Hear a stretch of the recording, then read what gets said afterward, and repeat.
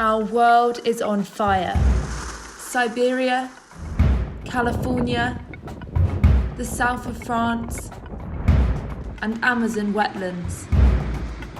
This year is a catastrophe as well as 2019. And we have these catastrophes following one another. So we're going to see more and more fires, forest fires, grass fires. That are emitting an immense amount of CO2, more than entire countries. Across the globe, from Los Angeles to Paraguay, wildfires rage, devastating the natural world and putting communities at risk.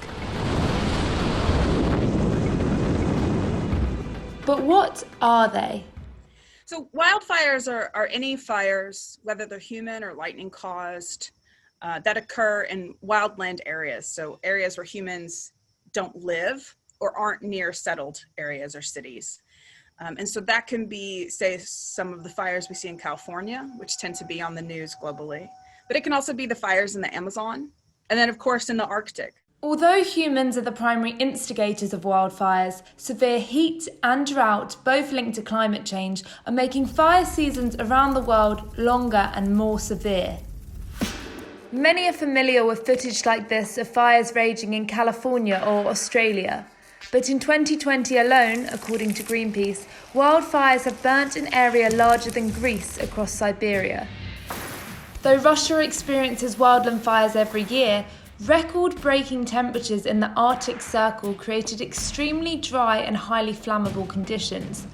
NASA satellite imaging shows smoke billowing, spreading sooty particulates as far as Alaska, impacting air quality. Just in May, June, and July, the emissions for above 66 degrees north in Siberia was more than the entire CO2 emissions of Sweden last year. Jessica McCarty heads up the Geospatial Analysis Centre at Miami University.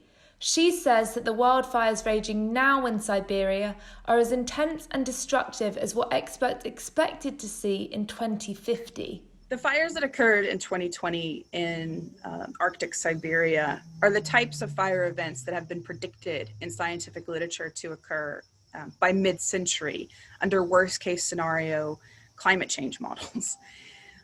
So while that may seem like an anomaly now, we have seen 2 consecutive extreme fire years in Siberia, both in 2019 and 2020. Wildfires are not just taking place in remote locations. California Governor Gavin Newsom declared a statewide emergency Tuesday night due to those ongoing wildfires and the extreme heat wave across California. It's like sitting here waiting, going, is our house still standing? It's the scariest thing I've ever been through.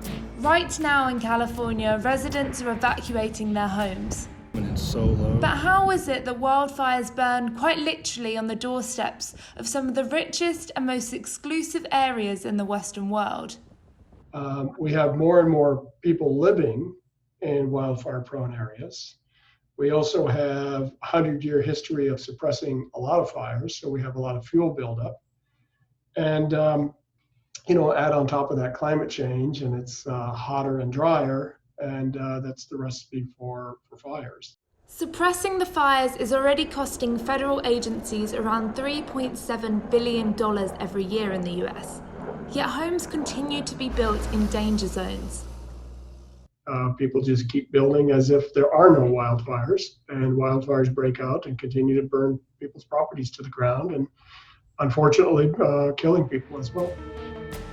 World leaders did focus their attention to the Amazon burning in 2019 after high-profile names like Greta Thunberg and Leonardo DiCaprio raised the issue on social media.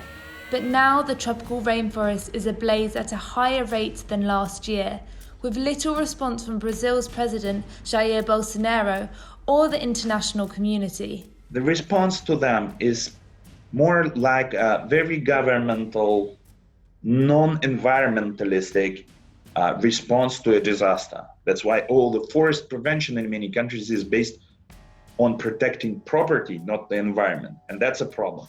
Without collaboration, the human consequence of these wildfires will remain high. Experts predict a rise in the number of climate change refugees over the coming decades. The movement of people who are escaping climate, who are escaping, hot and dry conditions, is already happening in the West. People are leaving Arizona, they're leaving New Mexico, they're leaving Texas, and they're going to places where it's cooler. If you follow the climate discussions that communities are having when they list their concerns about a warmer climate, one of the concerns is climate refugees from within the United States. People globally should start to acknowledge and perceive wildfires as part of the global climate crisis, and then try to find where the solutions require global participation and commitment. It's really a global question because climate change is a global problem. And even when we have disagreements and political instability amongst our nations, we have to find a way to work together on climate change.